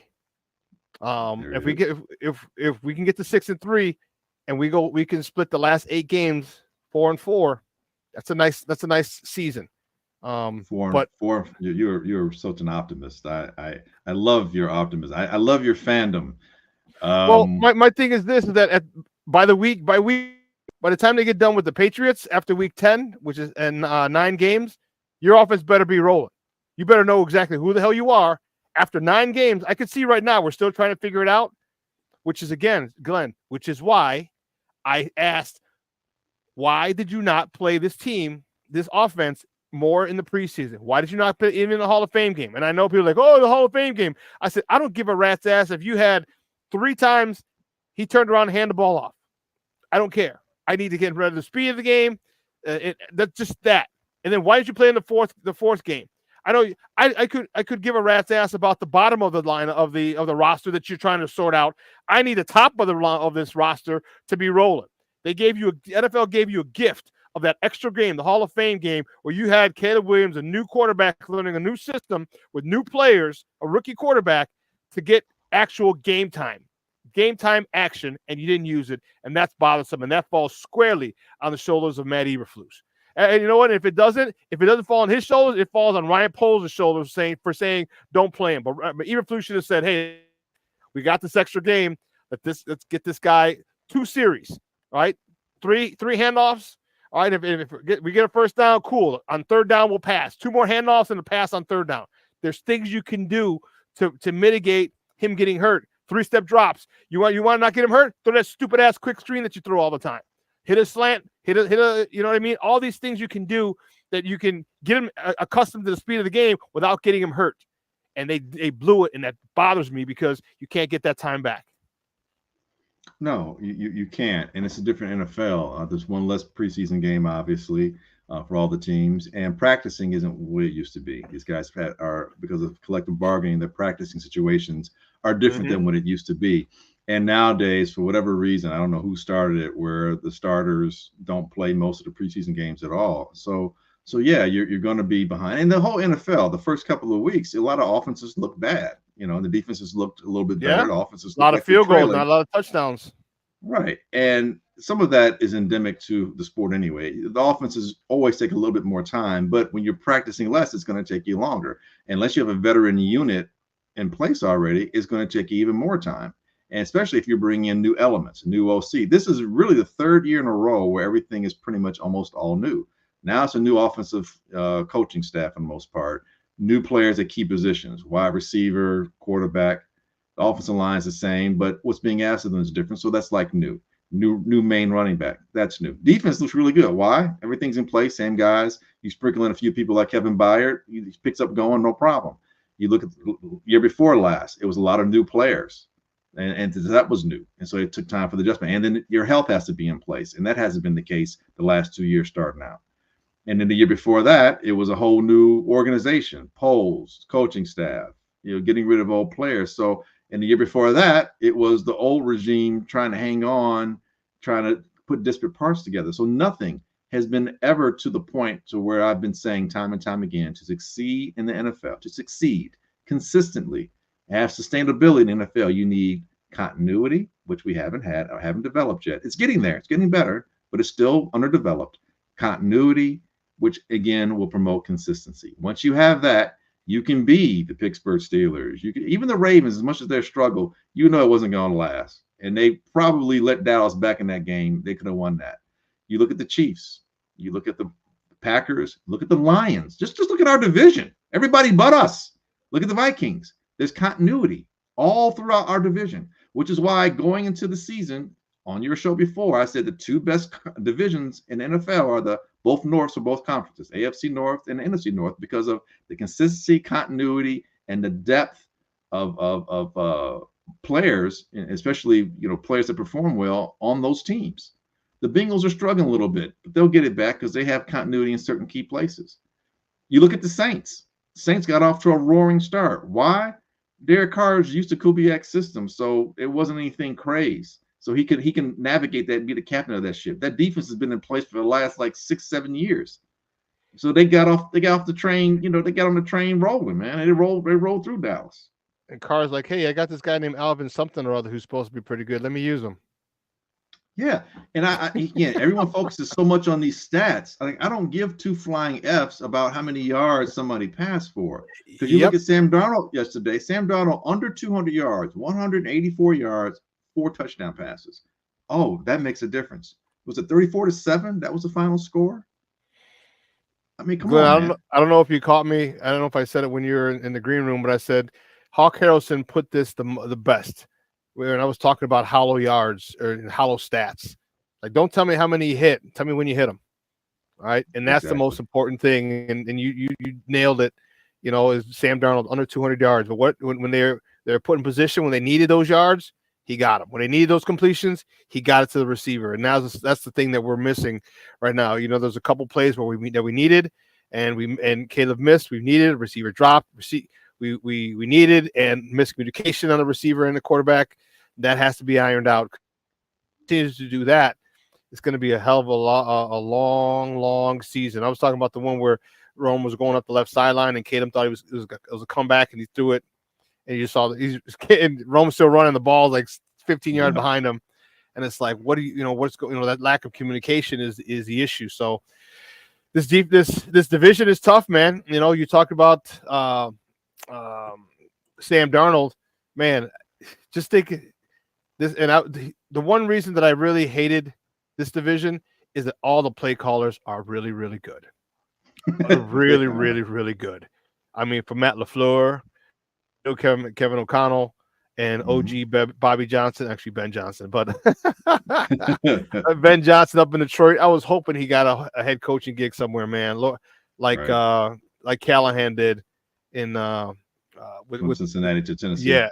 Mm-hmm.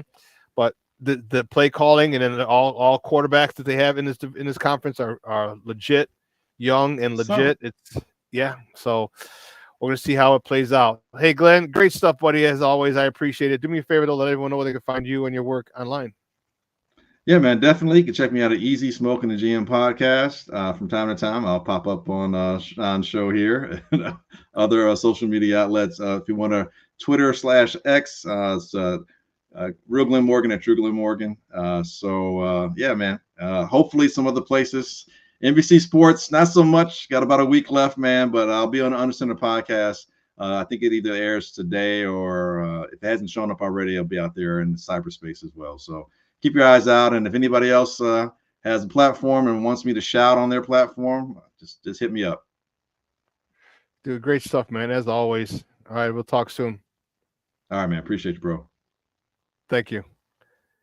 Guys, that's Glynn Morgan from the NBC Sports Chicago, draft analyst. Love having him on. He's very calm and, kind of settles me down because, I'm ready to go on that rant, dude. I'm ready to go on that rant. But I said one more week, make adjustments. But Jesus Christ. And tell you, that's why they don't want me in and maybe why they didn't grant me credentials, because they're just like, he's going to ask the question, like, why the hell you run some stupid ass plays? Like I asked Justin last year, like, it can't have that. I'm telling you, man, it is, there's a lot of questions that need to be asked. And, why the stupid ass pitch on the goal line? Why no fullback? Why shotgun runs? Why all these things? Why? All right. Why do you have Cole Kmet blocking a defensive end? All right. I know they said max protect, but if you look on that particular play, Cole Kmet, it was Braxton Jones and Tevin Jenkins were double teaming the 3-tech. Why does Tevin need help with a 3-tech? That was another thing. I was so, my goodness, like that whole thing where I'm talking about the play late in the game where Caleb steps up in the pocket. Great job of sensing the rush, steps up in the pocket, but Lalu Ali comes around. Cole Kmet, strip sack, ball on the ground, they recover. And mind you, Caleb had just gone. Caleb had gone. Had gone. Was that the second? He had two drives of 70 yards, 70 plus yards. And we were talking like, man, it's going to be good. It's win time now. Win time. And sure enough, couldn't do it. And the defense gave up the touchdown at the end, and it messes with them. But you can't ask the defense to stop a team from scoring from 30 yards out. Not on a consistent basis. And I know the defense understands that they have to carry the load for the most part. But man, you can't ask them, to give up to stop a team from, going 30 yards for a score. Not consistently, no. So I think whatever you need, whatever you need to do, you need to have a meeting. Should have been on a plane yesterday going home. So okay, we got to do something different. Shane Waldron, first of all, find out when Carter Blasting game is ready. But secondly, if not, get a tight end in there. All right, we need to set the tone. We need to set, and it's bothersome as a team, the inability to identity. Like, why wouldn't you just continue it as a run, as a running team? Okay, and Mashawn, yes, you are 100% correct. You said Waldron doesn't use his running backs properly. I agree. Glenn said it as well. Why are you using Roschon Johnson on a sweep, an outside run? Get him up between the tackles. All right, get him up between the tackles. If you're going, and here's the thing, you can change blocking schemes during the game. It's okay. But use the running backs appropriately. You want the outside zone? Give me DeAndre Swift, but more importantly, give me Khalil Herbert. Why is he in such a shit position? Is he in a doghouse? What's all that about? Why are we not seeing Tyler Scott? You talk about stretching the field, and here's one way, a guy who can definitely stretch the field. What's going on in practice? I don't understand. I understand Khalil Herbert's not a great pass blocker, but he's not afraid to stick his nose up in. So you can just fake the outside zone and roll and bootleg the other way. So it's frustrating to see, and I don't care if you know that, with Khalil Herbert that we're going outside zone. Well, Khalil Herbert and DeAndre Swift can go outside zone. All right, I think you can. I don't understand. One more week for Shane, and then I'm gonna have my full blown get off my lawn Shawn segment, because there's just far too much talent that you have at your disposal. There's far too much talent that you have that you don't know your groupings. All right, Eberflus, you too. All right, Papa, I'll see you. Thanks, Glenn. Eberflus, how the hell do you not know you're going for 2? Timeout. These are all things that need to be talked about in the game. All right, these have to be. No, Cornelius, we don't need to practice. We have a guy. We have Roschon Johnson who can run between the tackles. We don't need to scout practice squad players, other practice squads. We got a guy. We're from Chicago. We always got a guy. I got a guy. We got a guy. They just don't use him. Hell, the clip you saw, he ran up the middle, plowed through somebody, ran through the defense, the safety, ended up for 8-9 yards. That works, so let's not run it again. It's what it seems like happening with this Bears team. That works. Let's not run it again. So, needless to say, I'm livid. Needless to say that this, and here's the issue. I don't think the sky is falling, although I think it's overcast and cloudy right now. But I think that as we see what's going on, we see what needs to be done and them not addressing it. The first play that whoever the hell was the replacement for DeForest Buckner, he's getting trapped. Gonna knock the dog snot out of him. Dog snot out of him. And let you know it's gonna be a long day, Papa.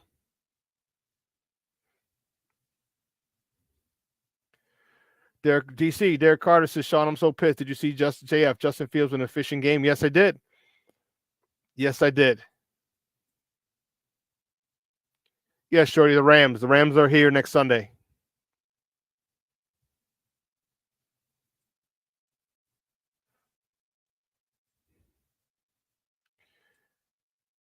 Brandon, good morning, Papa. Thank you for tuning in. We beat the Tennessee Titans week 1.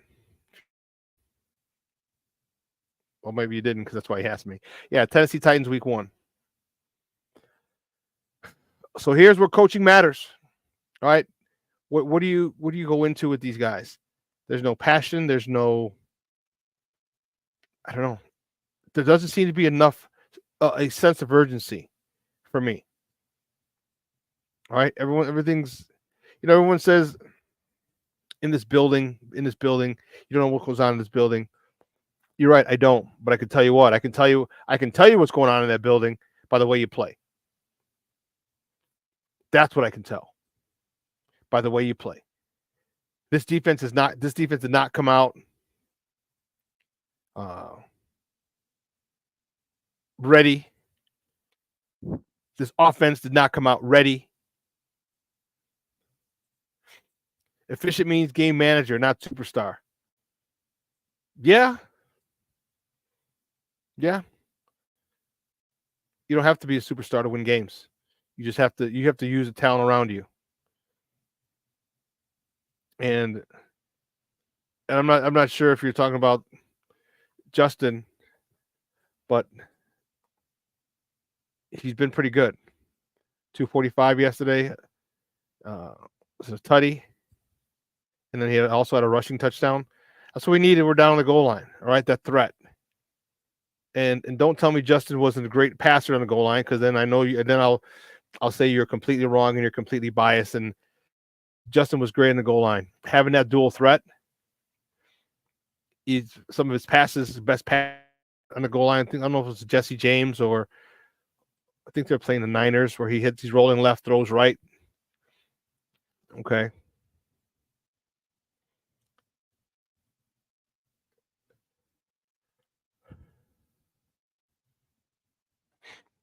It took 3 games for Caleb to throw for almost 400 yards. Justin did it once. Never. I hear you, Shorty, but again, what the yards did we win? You know what I mean? Did we win? And I'm not looking at the yards. I'm looking at, did you win?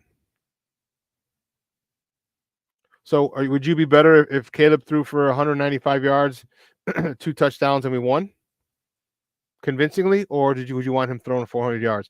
Shorty, it's not about the yards. I told you that. Now, if he got those yards efficiently, yes.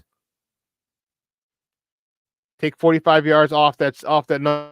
Those are actually 44. Take 44 yards off of those numbers, because that Hail Mary at the end of the first half was 44 yards. So now all of a sudden it's like, oh, it's not a solid 300. You're like, oh my God, that's great. And I'm not trying to diss. Believe me, I'm not trying to diss.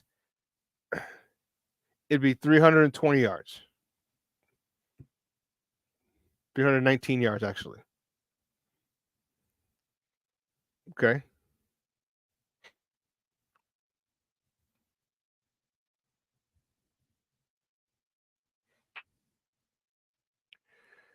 I agree. Throwing 52 passes a game, no, we don't have that. If you have to throw that much, that means your passing game isn't effective. If you have to throw the ball that much, or it's a shootout.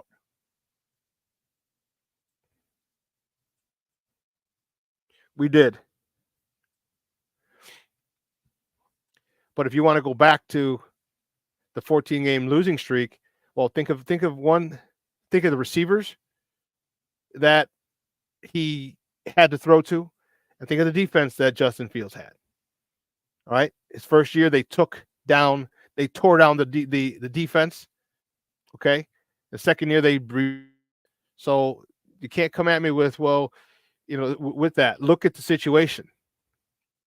You got rid of Roquan Smith. You re-signed Akeem Hicks, Robert Quinn. You traded away all those guys that you traded. You tore the defense down to the studs, and you still wanted Justin to win. And we were still in just about all those games that we lost. We were one-score games because of him.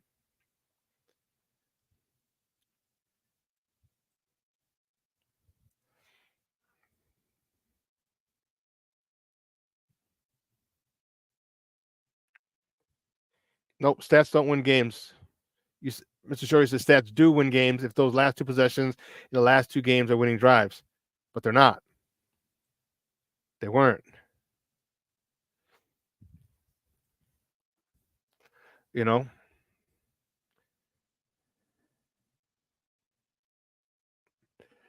Shorty says my point is Caleb was 2 game-winning drives in a row. Justin wasn't that dude.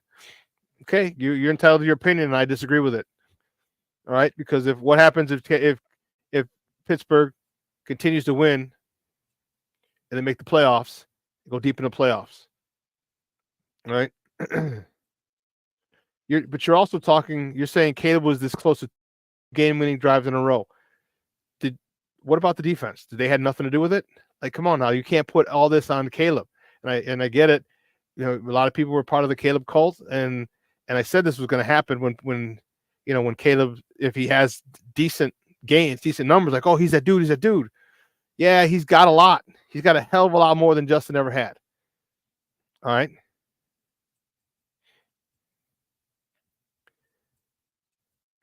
He said, Mr. Shorty says, Shawn, 55 passes simply means Caleb can throw because our running game sucks. Okay. And did we win? That's the whole thing. The fact that you can throw, anyone can throw the ball 55 times if you're a quarterback. All right. Anyone can throw it. Does it amount to a win? No, it doesn't. And it didn't. That's the whole thing. The thing is, you didn't take advantage of their weakness. You didn't attack the run. You didn't construct a game plan that was going to attack their weakness. Their best defensive player, their 3-tech, their Pro Bowler was out. And so you relied on that. So you passing the ball 55 times, okay, gives you a lot more room, a lot more chances for error, like having Cole Kmet on a defensive end. Having Cole Kmet on a defensive end. Latu from UCLA. Okay, you're at Cornelius, right on point. Tomlin is using Justin the way we were begging our OC to use Justin for years. Yes. And that's the thing. Ask quarterbacks to do what they can, not what they can't. The more you put you're asking a rookie quarterback to throw 55 times, Shorty, that's not a good formula at all. Not a good formula at all. 55 times? Mahomes doesn't even throw 55 times. Why? Because he's efficient. He's efficient. And that's the whole thing. I know we ran the ball 38 times, but I don't think the types of runs and the personnel groups were good. Just saying. But damn, guys, 2 hours has come and gone. We can reconvene. Armando Jr. says, Cornelius, you hit it on the nose when you talked about OC using Justin properly in Pittsburgh. Listen, guys, 2 hours has come and gone. I want to thank Glynn Morgan for coming on. Excellent, excellent stuff. I love it. I love it. All right. The voice of reason. So I want to thank Glynn for coming on. Great stuff. I appreciate him. Everyone here at Sports Zone Chicago. All right. Ellie Baez, our executive producer, Clarence Counsel, our social media guy, my co-host in absentia, and I'm your boy, the SuperBack, Shawn Sierra. All right, guys, have a great day. We can continue this debate on Wednesday as we prep for the Rams, but do not throw the ball that much. Not with a rookie quarterback. A lot of things can happen. A lot of bad things can happen, and they have. All right, so For everyone here at Sports Zone Chicago, guys, I'm your boy, the Superback, Shawn Sierra. Guys, have a phenomenal day. Your boy is out. Oh, I'm sorry. This will be replayed at 6. All right. Sid and Lakina are coming on at 12:15. And now your boy is out.